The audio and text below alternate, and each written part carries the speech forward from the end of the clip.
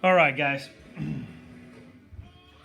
Here we go. We're getting deep into statistics. Just so you guys know, kind of giving you guys an idea of what statistics is like. I can't find my pen, so I'm walking around in circles right now. Here it is. Of what statistics is like. Know that what we're doing now takes us like 5 chapters to get through in statistics, and so this is the idea.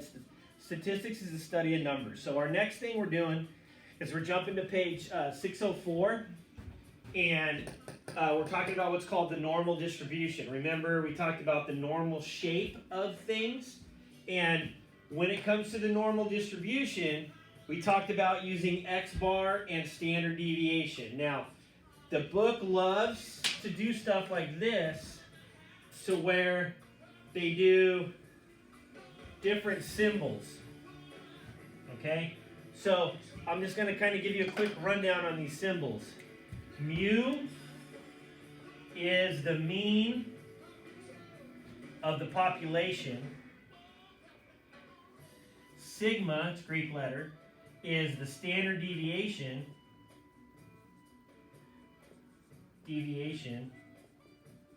of the population.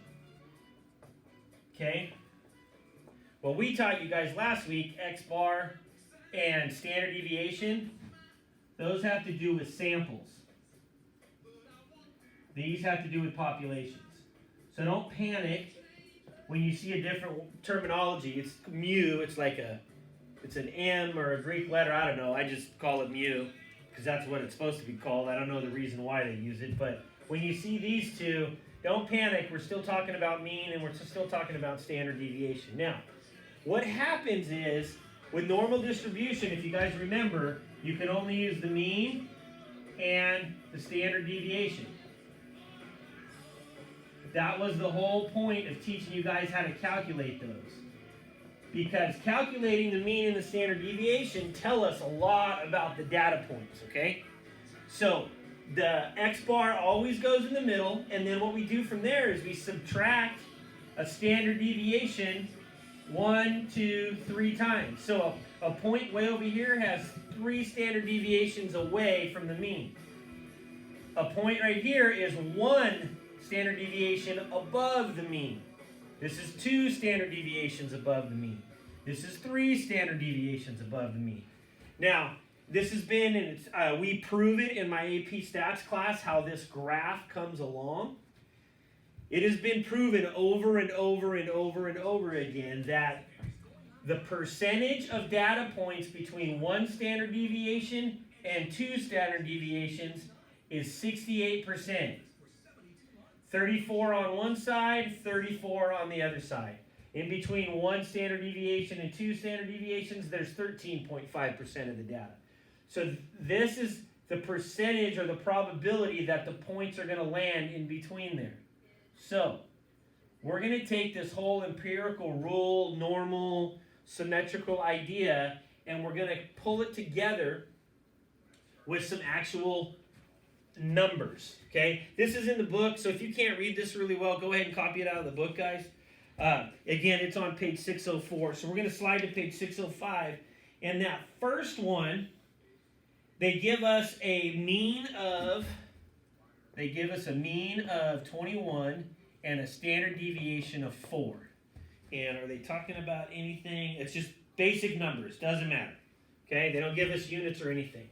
So if we take this idea here, guys, X bar is in the middle, or mu is always in the middle, and then since standard deviation is 4, I did 21 minus 4 gives me 17. I did 21, then I did 17 minus 4 gives me 13. I get 13 minus 4 gives me 9. I only go out 3 standard deviations, so this is 1 sigma, this is 2 sigmas, this is 3 sigmas, just like it is right here. But now we've got values to it. Then we just add 4. So we're adding 1 sigma, adding 2 sigmas, adding 3 sigmas. So then they ask us a question. They ask us a question is, find the range for the middle 68%. Middle 68. Middle 68. There's 34 and 34. So this is 34. This is 34%.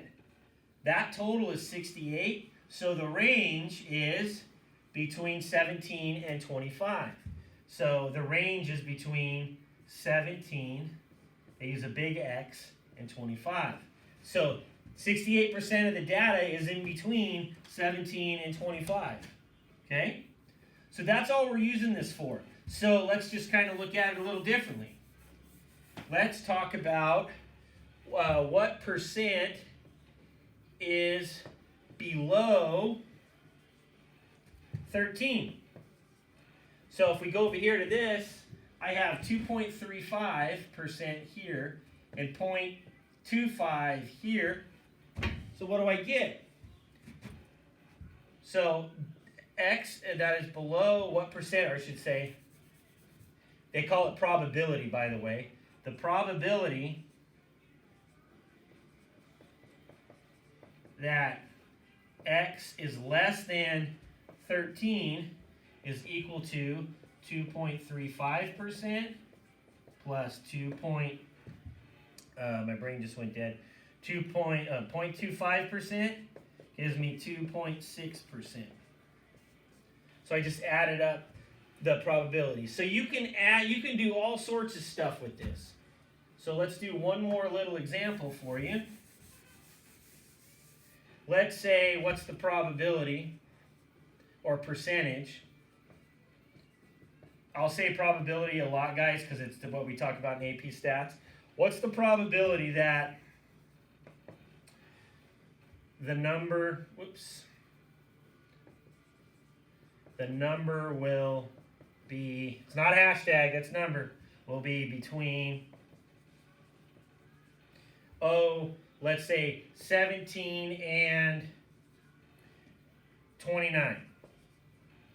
Well, we know we've got 34% here. We have 34% here. This one we have 13.5%. So the probability is going to be, the probability that X is going to be between 17 and 29 is 34 plus 34 plus 13.5, which is 68, 78, 81.5. So that's the probability that the number will be between 17 and 29. So this stuff is used to always figure out what the probability is between certain numbers, okay? So that's how you use the empirical table. So let's do one more. I'll just do example 2 on here, give you an extra example.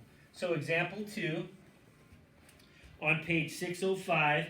Example 2 gives us, they give us a mean of 70, let me double check, a mean of 70 inches and a standard deviation of 2 inches. So let's set up our data here. We just draw our graph. We put our mu in the middle, which is 70. I'm going to add one to the right, 72. This one's 68. And I'm just going to keep going, 66, 64. That's 3 of them. 72, 74, 76. I'm hoping I'm still on the screen, guys. And then we just draw our graph here. And then that wasn't very good in the center, but they don't have to be accurate. So we've got our pieces here. And then the first question is, they ask us, don't forget to label it. This is mu in inches. So I'm looking for how many adults are between 66 and 74 inches. So how many adults are between 66 and 74 inches? So 66 and 74. So we got 34, 34, 13.5, 13.5. Okay? So now 13.5 and 13.5 is 27. So if we add these all up, the probability is going to equal 34 plus 34 plus 13.5 plus 13.5, which is going to give us the probability is equal to 95%.